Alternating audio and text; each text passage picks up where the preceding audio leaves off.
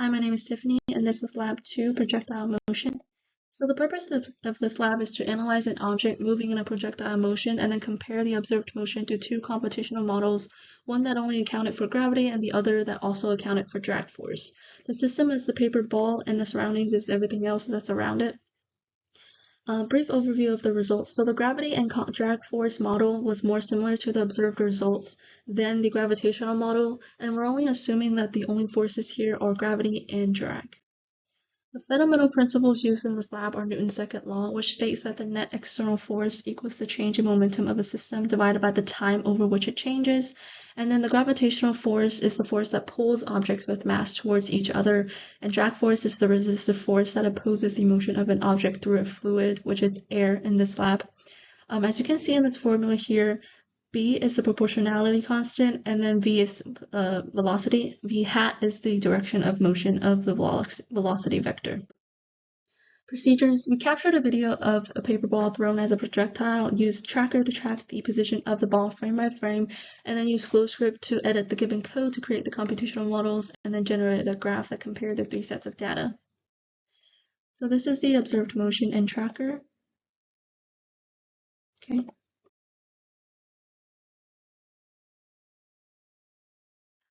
And so delta t is 0.033 seconds, and then initial position is given here in tracker.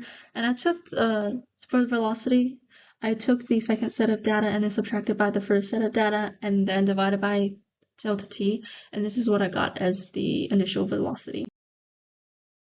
So to create the computational model with only gravitational force, I edited the ball's mass and then inputted the ball's position and velocity, which is found by position update formula and the velocity update formula, and I set delta t equal to 0.033, and then the drag force is 0 because we're not considering drag in this first step.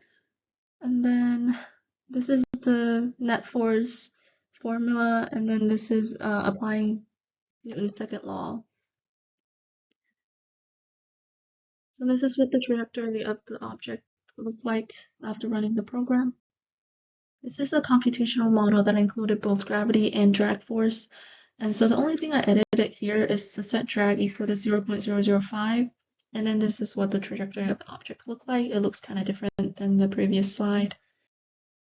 So the final results, the orange line represents the computational model with drag, and then the yellow line is the computational model with only gravity. And then the blue line is what it looked like in tracker.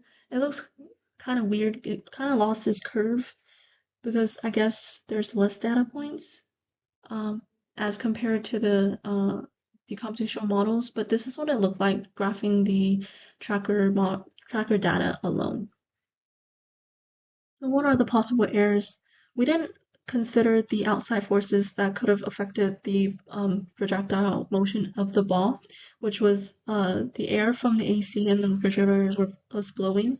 And then position tracking. So the video was recorded at an angle, so it wasn't perfect. And then the ball shape, it was not a perfect sphere, so it could have affected how the air resistance affected the ball in different positions. And then human error when performing the video analysis in tracker. I could have made a mistake also in rounding.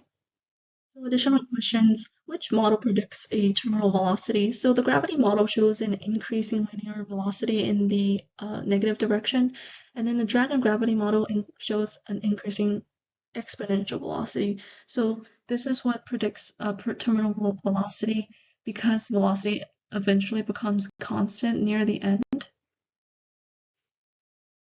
So would the object take the same time to reach the ground if it were thrown straight up? The answer is no. Throwing the object straight up with the same initial time would actually increase the time it takes to reach the ground, because we need to account for the time for the ball to reach the maximum height, and then the time from the max height to the floor, and then we're accounting for the vertical and horizontal motions separately. And so this is what it looks like. The projectile that we have right now, we're accounting for 2VO sine theta over gravity, but versus t of throwing just straight up is 2VO over gravity. And that's it. Thank you.